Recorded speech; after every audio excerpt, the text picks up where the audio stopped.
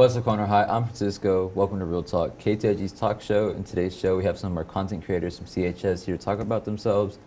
So stay tuned for today's edition of Real Talk.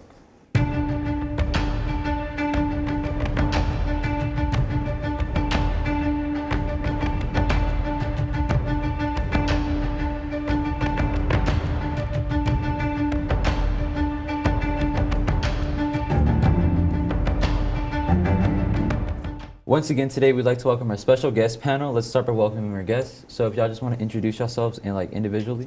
Hi, my name is Oliver. I'm a CHS senior at the moment, and I'm in student council. Okay, and then if you want to introduce yourself, Chris. My name is Chris. I'm in 10th grade. I'm a sophomore, and yeah. Do you do anything out in school? No, I don't do anything like any extracurricular. And then McKenna, if you don't mind introducing yourself. Okay, I'm McKenna. I'm a junior in high school, and I don't do anything for the school. Okay, so I'm gonna start with you, Chris. What platform do you create on? I create on Instagram, and yeah, I create on Instagram. Why do you kind of like Instagram compared to other platforms? Because you can post a video, and it'll get shown to everyone that follows you. Unlike Instagram, unlike YouTube, where they have to click on it, Instagram just shoves it out, and it's easy to engage with your audience. So do you kind of like it because it kind of not force them, but they end up eventually seeing it? Mm-hmm. They have to interact with it, like either a view or or whatever. And who would you say your favorite content creator is? Probably Cole Bennett with Lyrical Lemonade, because I like the stuff he makes. A lot of music videos? Yeah, I try to replicate his style sometimes too. Okay, and then McKenna, what platform do you create on? I create videos on TikTok.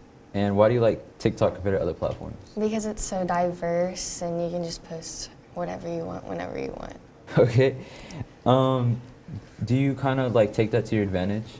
Yeah, I do. I just post a lot of random videos, and they usually, at least one of them does good, and that increases your...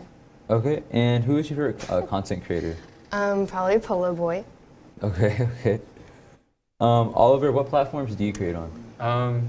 I create on TikTok, I guess. Yeah, I do TikTok. I kind of stream on Twitch sometimes.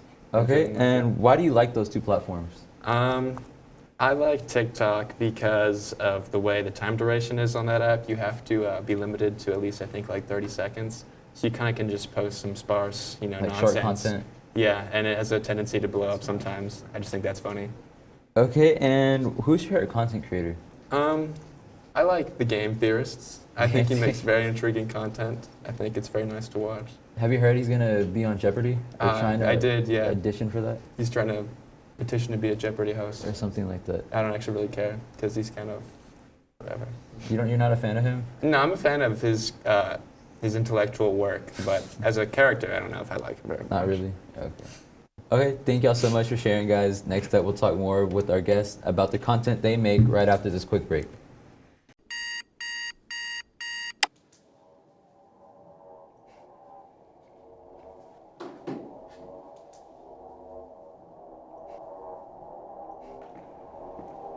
Mr. Mayorga? Oh yeah? Hey, how them grades looking like? Oh, my students are doing pretty good. What about yours? A lot of failing. A lot of failing? Oh yeah, I know how it goes, yeah. I just submitted all of them in. Oh, I haven't submitted mine yet. They're due tomorrow. Tomorrow? Yep. Bro, what? I thought it was next week. No, they're due tomorrow.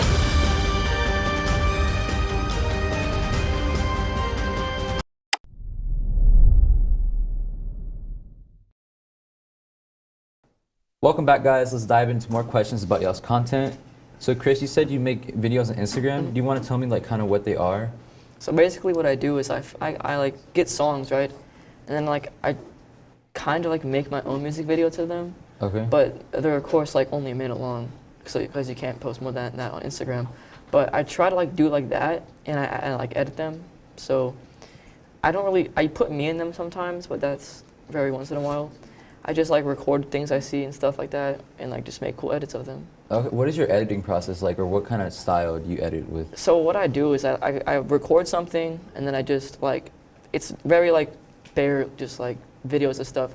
And I try to spruce it up some and make it really good to watch. You want to, it's satisfying to watch almost. I don't know if that's the word, but you just add a bunch of cool effects to it and mask and stuff. Do you use like Cole Bennett's effects that he uses? I used to sometimes. I used to like draw and on the videos and like do animating, but I kind of just don't do that anymore because it kind of got old and people didn't like it that much. So yeah. Okay. And McKenna, what does your creative process look like? I mean, I know you said you kind of just upload whatever, but Yeah. kind of like, do you kind of like think before you just do it and post it? No, I mostly post dances, so I just kind of like learn the dance, take the Okay. video, and post it. How long do you say it would take you to like learn each dance? It depends on how hard it is. The easy ones, probably like 5 minutes, but like the more difficult ones, it can take a long time, maybe even an hour to end up posting the video. Okay. And Oliver, I want to finish off with you. So where do your ideas come from? Or what kind of like inspires you? Or like you're just randomly sitting down and you're like, I'm going to make this. So my thought process usually is I'll just be scrolling through my For You page, Okay. and I'll find a little song that I like, and I'll Okay. save that song, and then I'll go make a video using that song, and I'll put the camera down and just do something random, and then upload it. Do you do like any cool effects with your camera work, or is it just like you're in the front of the camera? You know, occasionally, I think like 2 or 3 times I tried making some, funny edit, but it didn't really come out super great. Usually it's kind of just whatever stirs my mind at the moment. Okay. And Chris, how long does it take you to complete a video? Because I know you said you edit them, so It takes probably like a few days after I recorded them, because like whenever you edit it, you have to get like a pair of fresh eyes to look at them. It's like the next one, you look at it and you find what's wrong, and you fix it because it doesn't look as good like that night. So yeah. have you ever been like in a creative slump? Yeah, actually like sometimes, because I just like sometimes go weeks without making anything, because I just don't know what to do. So like yeah, that's basically that. And McKenna, how long does it take you to finish a video from like start to finish? Depends again on what the video is, but usually I'd say like 15 minutes, 10 15 minutes. minutes? So not that long? Yeah, not that long. All right, it was great hearing what y'all had to say. We are going to take one more quick commercial break. When we come back, we'll talk with our content creators.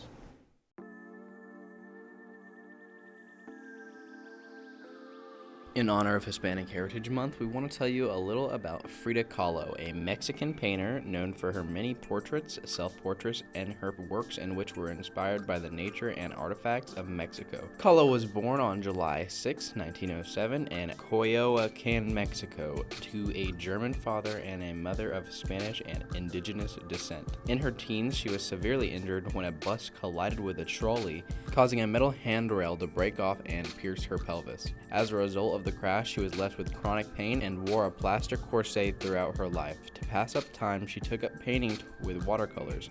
Later in her life, she painted The Broken Column, which depicted her plaster corset. We want to congratulate Miss Mackey for being nominated as Teacher of the Week by Brian Quintanilla. Make sure to go to ktignews.com and fill out the Google form to nominate your favorite teacher. Seniors, if you're not receiving the emails from Ms. Beckham or the College and Career Center, that means we do not have your email address. Please come by the College and Career Center before school, during lunch, or after school to give us your address.